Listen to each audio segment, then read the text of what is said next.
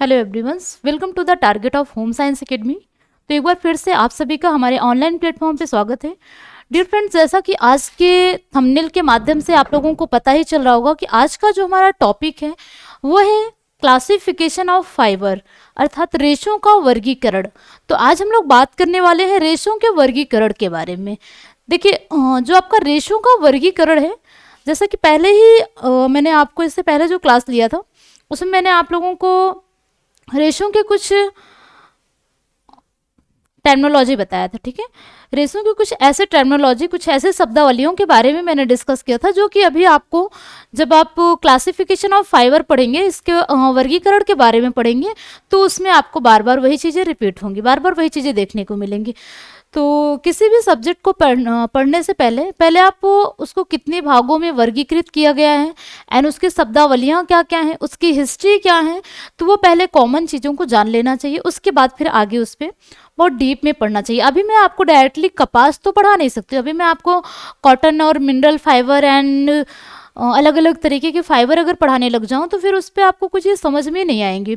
तो इसलिए पहले हम आपको क्लासिफिकेशन ऑफ फाइबर पे डिस्कस करेंगे। जैसा कि आपके एनटीए का जो आपका सिलेबस है, सिलेबस में भी वही चीज़ें आपका मेंशन है।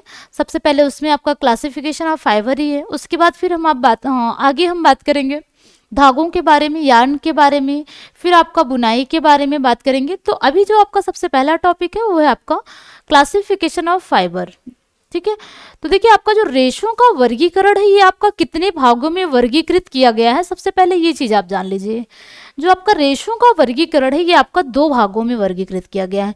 एक है आपका नेचुरल फाइबर और दूसरा है आपका मैन मेड फाइबर।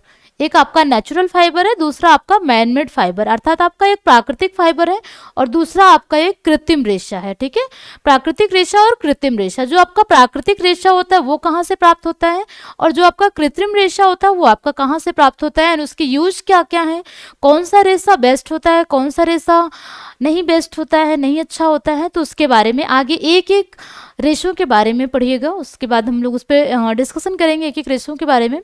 तो अभी हम लोग बात करते हैं क्लासिफिकेशन ऑफ फाइबर।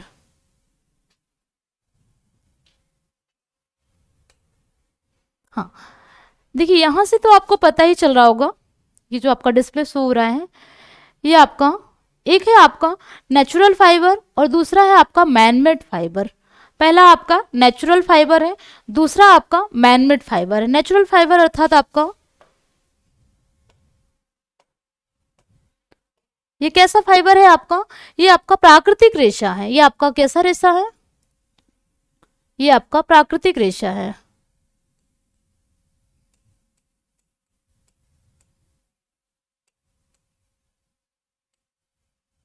सॉरी,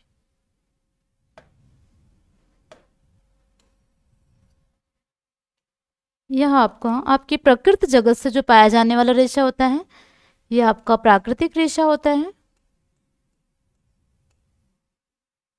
प्राकृतिक रेशा। एंड दूसरा आपका जो है, दूसरा आपका कृत्रिम रेशा है। ये आपका कृत्रिम रेशा है। कैसा रेशा है, कृत्रिम रेशा है।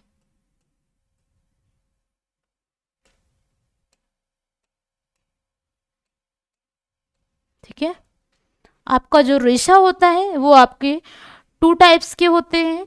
एक होता है आपका नेचुरल फाइबर, दूसरा आपका मैन मेड फाइबर होता है। ठीक, अब आपका जो प्राकृतिक रेशा होता है, जो आपके प्राकृतिक जगत से पाए जाने वाले रेशे होते हैं वो आपके थ्री टाइप्स के होते हैं। कितने टाइप्स के, वो आपके थ्री टाइप्स के रेशे होते हैं। इसमें आपका जो सबसे पहला होता है वो आपका वेजिटेबल फाइबर होता है। क्या होता है, वेजिटेबल फाइबर। एंड नेक्स्ट आपका एनिमल फाइबर और उसके बाद आपका आता है मिनरल फाइबर, अर्थात आपका वानस्पतिक रेशा। एक होता है आपका वानस्पतिक रेशा, एक होता है आपका प्राणिज रेशा और इसके बाद आपका आता है खनिज रेशा जो आपके चट्टानों से पाया जाता है। ठीक है, ये आपका वेजिटेबल फाइबर अर्थात आपका वानस्पतिक रेशा है। ये आपका वानस्पतिक रेशा है, वानस्पतिक रेशा।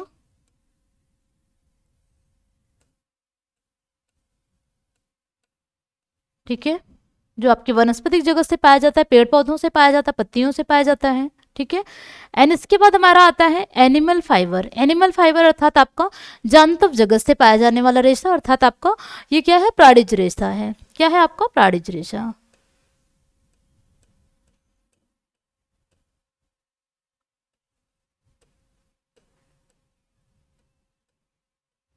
ठीक है, जो आपकी प्राणियों से पाया जाता है, कुछ इसमें आपको खरगोश हैं, कुछ इसमें आपके भेड़ हैं, ऊंट हैं, तो अलग अलग तरह के प्राणी होते हैं जिनसे हमें रेशों की प्राप्ति होती है। ठीक है, उसके बारे में आगे हम डीप में समझेंगे, डीप में पढ़ाएंगे। एंड इसके बाद आपका होता है मिनरल फाइबर, अर्थात आपका मिनरल फाइबर एंड आपका खनिज रेशा, जो आपके चट्टानों से पाया जाता है। क्या है आपका, खनिज रेशा।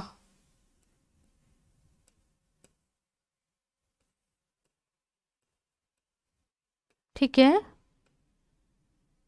तो ये आपका जो प्राकृतिक जगत से पाया जाने वाला रेशा होता है, ये आपके 3 टाइप्स के रेशे होते हैं। आपके एग्जाम में बार बार क्वेश्चन पूछा जाता है, प्राकृतिक जगत से पाए जाने वाले रेशे कौन कौन से हैं, उसमें आपको स्टेप बाय स्टेप लगाने होते हैं।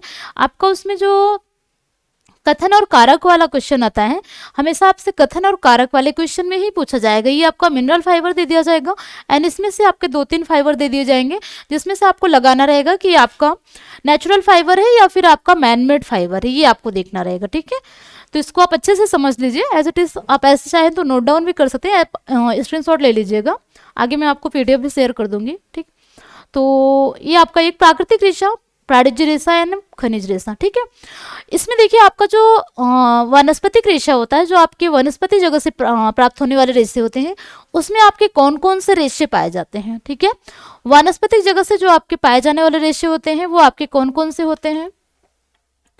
वनस्पतिक जगत से पाए जाने वाले रेशों में आपका, इसमें आपका कॉटन है, कॉटन है, कॉटन है, लिनन है, कॉटन है, लिनन है, कपोक है, जूट है, हेम्प है। ठीक है, इसमें कौन कौन से हैं आपके, कॉटन, अर्थात ये आपका क्या होता है, इसे हिंदी में हम कपास के नाम से जानते हैं। ये क्या है आपका, कपास। ठीक है, ये कैसा रेशा होता है, एग्जाम में क्वेश्चन पूछा जाता है। जो आपका कपास होता है, आपका जो कॉटन होता है, वो कैसा रेशा होता है, सेलुलोजिक रेशा होता है या फिर आपका मैनमेड रेशा होता है। ठीक है, तो देखिए जो आपका वेजिटेबल रेशा होता है, वेजिटेबल में जितने भी आपके ये रेशे आते हैं, कॉटन है, लिनन है, कपोक है, जूट है, नारियल है, रेमी है, हेम्प है, तो अभी और सारे आपको इसमें मिलेंगे, तो मैं आगे आपको पढ़ाऊंगी एक एक रेशों के बारे में। तो ये सारे रेशे क्या होते हैं, ये आपके सेलुलोजिक रेशे होते हैं। ठीक है, इसमें ये आपका पूरा पूरा सेलुलोज होता है। ठीक है, इसमें देखिए आपका जो आपका कपास होता है, कपास आपका कहाँ से प्राप्त होता है, कपास आपका इसके पौधे होते हैं। मैं आगे अभी इस पे डिस्प्ले करूंगी, आपको समझ में आ जाएगा।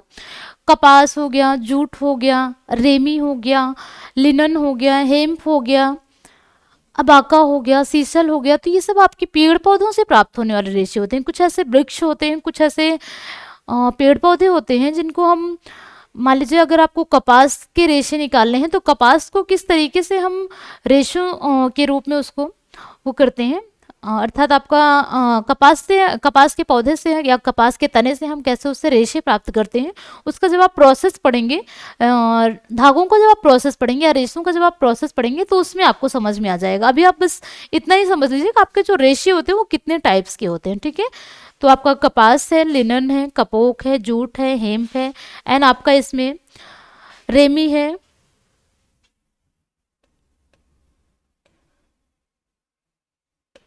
इसमें आपका रेमी है, एंड इसमें आपका एक आ जाता है अल्पाका भी है।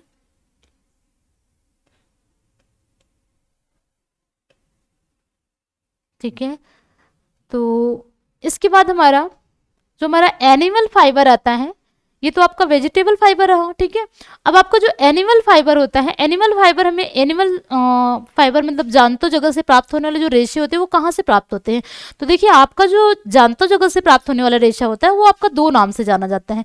एक आपका क्या होता है, एक होता है आपका सिल्क और एक होता है आपका ऊल।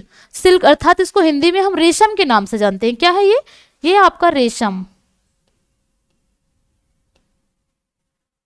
ठीक है, एंड ऊल, ऊल क्या होता है, ऊल आपका ये ऊन के नाम से जानते हैं। क्या है आपका ऊन, ठीक है।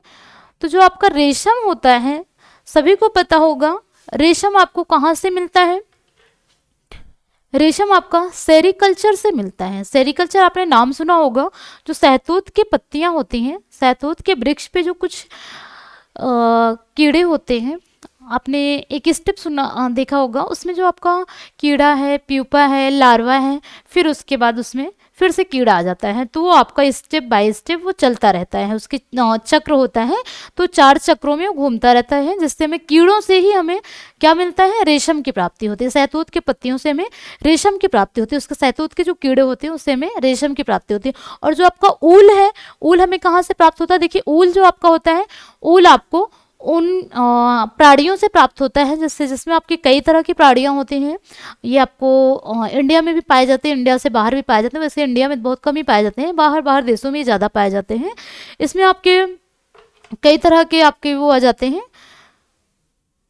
हाँ, कई तरह के इसमें जानवर होते हैं, जैसे आपका ऊँट है और भेड़ हैं, कुछ लामा के भेड़ होते हैं, लामा की भेड़ हैं, खरगोश हैं, और आपने सुना होगा मिंक कोट, जो आप मिंक कोट पहनते हैं, या फिर आप नहीं भी पहने होंगे तो आपने नाम सुना होगा। मिंक कोट किससे बनता है, जो आपका लामा का भेड़ होता है, जो आपके लामा भेड़ होते हैं, उनसे जो उतारे गए उनका उनके ऊपर से जो उतारे गए बाल होते हैं, जो सबसे पहले बार फर्स्ट टाइम जो उनसे बाल उतारा जाता है, उससे क्या होता है, लामा का कोट बनता है, ठीक है। मिंक कोट नाम, उसे मिंक कोट के नाम से जानते हैं, ठीक। तो ये आपका ऊल हमें कहाँ कहाँ से प्राप्त होता है, कैसे प्राप्त होता है, तो उसके बारे में, कौन सा ऊन अच्छी प्रकृति का होता है, कौन सा ऊन अच्छी प्रकृति का नहीं होता है, तो उसके बारे में आगे हम एक एक रेशों के बारे में जब बात करेंगे तब उस पर देखेंगे, ठीक है। एंड इसके बाद जो आपका मिनरल फाइबर, देखिए आपका जो मिनरल फाइबर आता है, मिनरल फाइबर में आपका क्या आता है, एक आपका आता है एस्बेस्टास, एक आपका एस्बेस्टास आता है, एक आपका इसमें गोल्ड आता है, क्या आता है, गोल्ड है,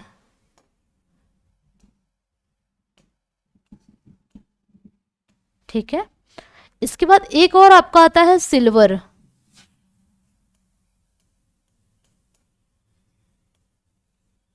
ठीक है। तो ये आपके, इसमें आपको जो आपके चट्टानों से प्राप्त होने वाले रेशे होते हैं, देखिए आपके चट्टानों से भी आपको रेशे ही प्राप्त होते हैं, रेशे मिलते हैं, जिसमें आपको जो गोल्ड जो आपका होता है, उसमें बहुत ही मतलब ये महंगा रेशा होता है, अति उत्तम रेशा होता है। इसका उपयोग पूरा पहनने योग्य वस्त्र बनाने के लिए नहीं किया जाता है। जो वस्त्र बन के तैयार हो जाता है, जब वस्त्र बन के तैयार हो जाता है, तो उसमें फिर क्या करते हैं, उसमें हम उसको एक अट्रैक्टिव दिखाने के लिए, उसमें सजावट का कार्य करने के लिए फिर हम गोल्ड फाइबर का इस्तेमाल करते हैं, ठीक है। एंड आपका सिल्वर फाइबर जो है, सिल्वर फाइबर का भी सेम ही यही यूज रहता है, ठीक। तो ये रहा आपका नेचुरल फाइबर, ठीक है, ये आपका नेचुरल फाइबर है जिसमें मैंने अभी बात किया। अब इसके बाद जो हमारा आता है, अब हमारा आएगा मैनमेड फाइबर, अर्थात आपका कृत्रिम रेशा। मैनमेड फाइबर, इसे आप आर्टिफिशियल फाइबर के नाम से भी जान सकते हैं, ठीक है। ये क्या होता है आपका, ये आर्टिफिशियल फाइबर है। इसमें देखिए आपके 2 तरह के रेशे होते हैं, ठीक है। एक आपका रीजनरेटेड फाइबर है, जनरेटेड सेलुलोज, और एक आपका सिंथेटिक आर्किटेक्ट होता है, ठीक है। तो एक आपका रीजनरेटेड, आपको नाम से ही पता चल रहा होगा, कलर चेंज कर लेते हैं क्योंकि मिक्स हो जाएगा फिर, हाँ। देखिए आपका जो रीजनरेटेड सेलुलोज है, आपको सेलुलेज के नाम से ही पता चल रहा होगा, इसके नाम से पता चल रहा। इसको जो हम दोबारा से तैयार करते हैं, ठीक है, दोबारा से जो तैयार किया जाता है, इसमें आपको 50% सेलुलोज होता है, क्या होता है इसमें आपका, ये मैंने आपको बताया था, इसमें क्या है, ये 100% ये पूरा सेलुलोजिक फाइबर है, ठीक है। तो यही आपका जो फाइबर होता है, ये फाइबर इसमें आपका 50% मिक्स होता है, इसमें आपका 50% सेलुलोज होता है, 50% आपका सेलुलोज होता है, एंड आपका 50% क्या होता है, 50% इसमें पूरा केमिकल होता है, ठीक है। 50% आपका ये केमिकल होता है, तो दोनों को बराबर मात्रा में मिला के ये फाइबर तैयार किया जाता है, ठीक है। रीजनरेटेड सेलुलोज अर्थात आपका मानव निर्मित रेशा, इसे हिंदी में हम मानव निर्मित रेशे के नाम से जानते हैं। क्या है ये, मानव निर्मित रेशा, मानव निर्मित रेशा, ठीक है। ये कैसा रेशा है आपका? ये मानव निर्मित रेशा होता है, जो मनुष्यों के द्वारा निर्मित किया जाता है। ठीक है, 50% सेलुलोज को लेके और 50% आपका, ये 50% आपका केमिकल। ठीक है, तो दोनों को बराबर बराबर मात्रा में लेके हम एक फाइबर तैयार करते हैं। एक इसके बाद जो आपका दूसरा होता है वो आपका सिंथेटिक फाइबर होता है, सिंथेटिक आर्किटेक्ट। ठीक है, सिंथेटिक आर्किटेक्ट सेलुलोज, ये कैसा रेशा होता है आपका? ये आपका रासायनिक संश्लेषित रेशा होता है, रासायनिक संश्लेषित रेशा होता है। ये कैसा रेशा है आपका? रासायनिक संश्लेषित रेशा है।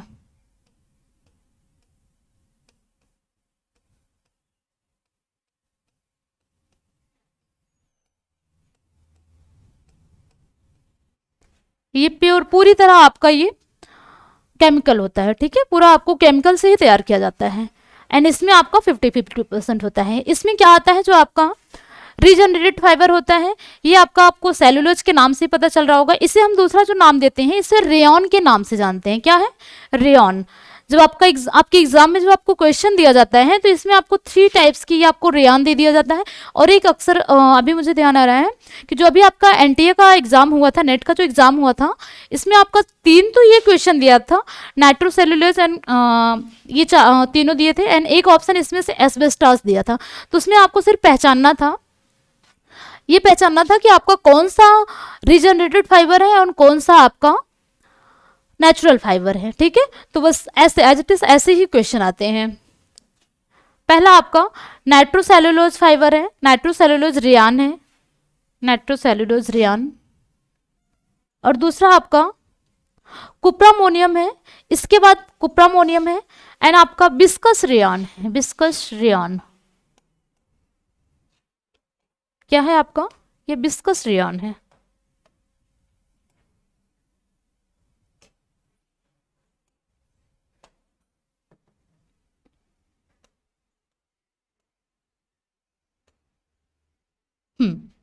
ठीक है, तो इसमें आपके कितने टाइप्स के फाइबर होते हैं?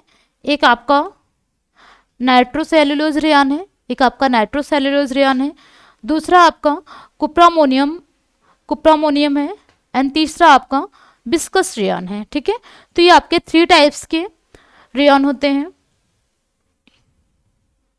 हाँ देखिए, इसमें एक चीज और हम आपको बताना चाहेंगे, जो इसकी खोज है, इसकी खोज किसने किया था? इसकी खोज जो किया था वो काउंट हिलेरी डी चार्टर्ड ने किया था। कौन किया था? Count Hilaire de Chardonnet. ठीक है, तो इसके बारे में आप आगे पढ़िएगा।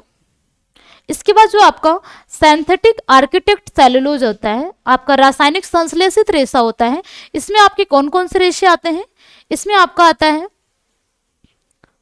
हाँ, सिंथेटिक आर्किटेक्ट सेलुलोज। इसमें आपके पॉलिस्टर है, सबसे पहला आपका पॉलिस्टर है, एंड इसके बाद आपका नायलॉन है, दूसरा आपका क्या है?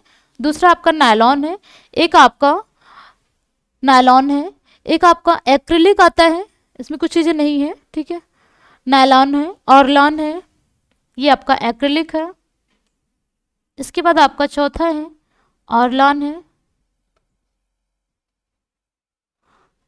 फिफ्थ आपका एक और है आपका, एक आपका आता है जेफ्रॉन।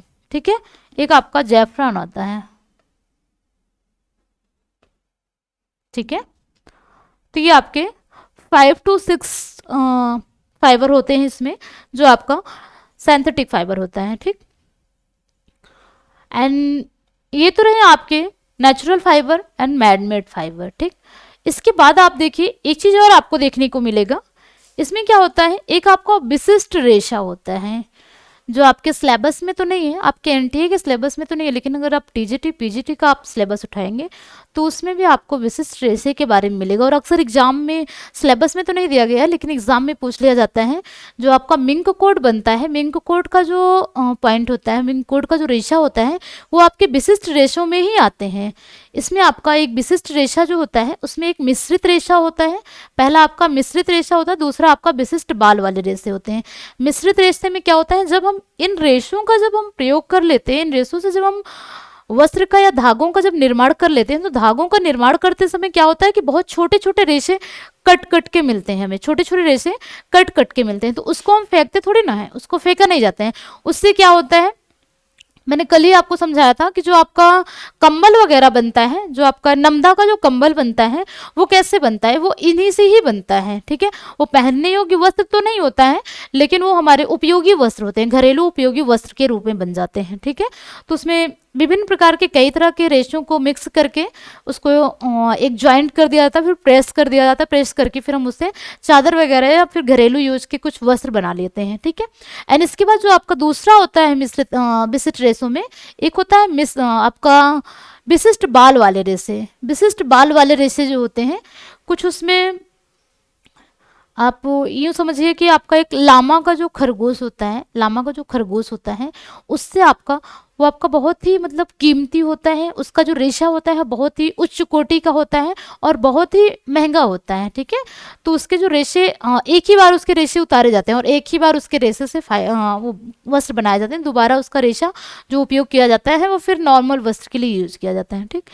तो ये तो रहा आपका क्लासिफिकेशन ऑफ फाइबर, रेशों का वर्गीकरण, ठीक है।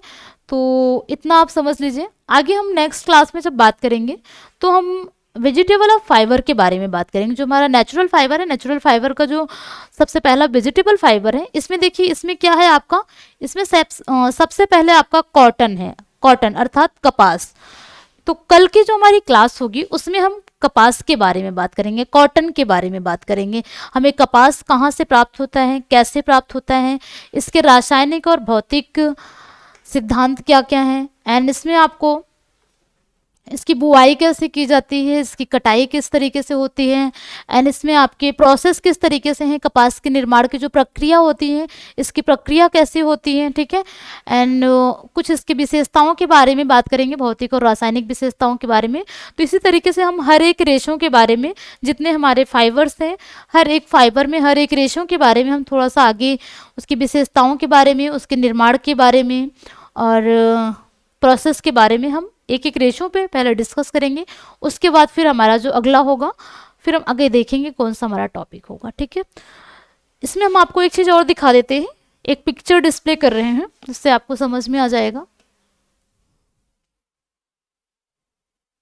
हाँ देखिए ये आपका क्या है, पिक्चर से ही आपको पता चल रहा होगा, एक बार आप पिक्चर देख लीजिए। पिक्चर से ही आपको पता चल रहा होगा कि आपका क्लासिफिकेशन ऑफ फाइबर, सबसे पहला आपका जो है नेचुरल फाइबर है, ये जो मैंने अभी बताया था ये आपका नेचुरल फाइबर है और ये आपका मैन मेड फाइबर है, ठीक है। ये आपका नेचुरल फाइबर है अर्थात प्राकृतिक जगत से प्राप्त होने वाले ये सारे रेशे हैं, और ये आपका मानव निर्मित रेशा है, ठीक है। ये आपका मानव निर्मित रेशा और ये आपका प्राकृतिक जगत से प्राप्त होने वाले रेशे हैं। इसमें क्या है, इसमें जो सबसे पहला आपका वेजिटेबल फाइबर है, वेजिटेबल फाइबर में देखिए आपके कौन कौन से फाइबर होते हैं। ये आपका जूट है, जूट अर्थात आपका इसका जो एक पौधा होता है, इस पौधे से हमें जूट अर्थात जूट के रेशे की प्राप्ति होती है। हेम्प है, हेम्प भी एक पौधा ही होता है, उसके तने से हमें रेशों की प्राप्ति होती है। एंड इसके बाद हमारा ये है सीसल है, ठीक है, सीसल है, थोड़ा सा इसको ऊपर करते हैं, अच्छा ये इतना ही है, सीसल है, इसमें आपका अबाका है, ठीक है। एंड आपका इसी में नारियल भी है, कोकोनट फाइबर, इसमें आपका बनाना, जो आपके केले के पेड़ होते हैं, केले के जो पौधे होते हैं उससे भी हमें फाइबर की प्राप्ति होती है, उसके रेशे जो होते हैं रेशों से हमें फाइबर मिलता है, ठीक है। ये आपका वेजिटेबल फाइबर है, आप इसको देख लीजिए एक बार, ठीक है। इसमें क्या होता है, हमें तनों से प्राप्त होने वाले रेशे होते हैं, पूरा हमको तने से प्राप्त होता है, तना और फूल क्या होता है, एक आपके तने से प्राप्त होते रेशे, प्राप्त होने वाले रेशे होते हैं तने से। जो आपका कपास होता है अर्थात आपका जो कॉटन होता है, कॉटन क्या होता है, कॉटन है, जूट है, हेम्प है, सीसल है, ये सारे रेशे हमें तने से प्राप्त होते हैं। इसके अलावा जो आपका फूल से प्राप्त होने वाले रेशे होते हैं, फूल से हमें रेशम की फूल से हमें कॉटन जो होता है आपका, कॉटन जो कपास का फूल होता है, जो हमने कल बताया था आपका, जो कपास को रुई होता है, रुई आपने सुना होगा, उसको जो अलग किया जाता है, तो रुई कहाँ से प्राप्त होता है, रुई हमें फूल से प्राप्त होता है, ठीक है। कपास तने और फूल फूलों से प्राप्त होते हैं। ठीक। इसके बाद हमारा नेचुरल फाइबर में देखिए आपका जो एनिमल फाइबर होता है, एनिमल फाइबर में हमें ये क्या है हमारा, ये ऊल है। ये क्या है, ऊल है। देखिए ये भेड़ बना हुआ है, अच्छे से डिस्प्ले नहीं हो पा रहा है ये आपका भेड़ है। हमें जो भेड़ों से प्राप्त होने वाला रेशा होता है वो क्या होता है, एनिमल फाइबर, वूल है। एंड जो आपका सिल्क होता है, रेशम होता है, रेशम हमें कहाँ से प्राप्त होता है, सहतूत के पत्तियों पे लगे हुए जो कीड़े होते हैं, जो सहतूत की पत्तियों पे कीड़ों को रखा जाता है, या कीड़ों को जो इसकी भी एक अलग अलग प्रजातियां होती हैं, उसे जीवित रखा जाता है, ठीक है। तो ये आपके वहां से प्राप्त होता है। ये मोहैर, हाँ मोहैर देख लीजिए आप, मोहैर क्या होता है, ये बहुत ही अच्छा, मतलब देखने में बहुत ही अच्छा भेड़ होता है। इसके क्या होता है, बहुत ही छोटा सा वाइट कलर का होता है। इसका जो रेशा होता है ना, रेशा बहुत ही अच्छा होता है, बहुत ही कीमती रेशा होता है, ठीक। एंड ये आपका एनिमल फाइबर है। इसके बाद आपका मिनरल फाइबर है। मिनरल में देखिए सिर्फ एक ही दिया गया है, एस्बेस्टास। इसमें मैंने आपको बता ही दिया था, एक आपका गोल्ड है और दूसरा आपका सिल्वर है, ठीक है, गोल्ड एंड सिल्वर। इसके बाद हमारा जो आपका मैनमेड फाइबर है, प्राकृतिक जगह मानव निर्मित रेशे, इसमें क्या है आपका, इसमें आपका पॉलीमर, ठीक है, अर्थात आपका क्या बताया था मैंने, इसमें हमने आपको नाइट्रोसेलुलोज अर्थात रेयॉन के बारे में बताया था, ठीक है। एंड ये आपका सिंथेटिक है जिसमें आपका नायलॉन है, एक्रिलिक है, ठीक है। तो ये सारे रेशे आप एक बार देख लीजिए। सो आज के लिए बस इतना ही, तो मिलते हैं हम कल की क्लास में। कल का जो हमारा क्लास होगा वो होगा हमारा कॉटन। तो कल हम बात करेंगे कॉटन के बारे में, अर्थात कपास के बारे में, उसके प्रोसेस कैसे क्या होते हैं, उसके प्रोसेस किस तरीके से किए जाते हैं, एंड उसकी रासायनिक और भौतिक विशेषताएं क्या होती हैं, अर्थात वगैरह वगैरह। आगे बहुत सारी चीज़ों पे हम डीप में बात करेंगे। So thanks for watching.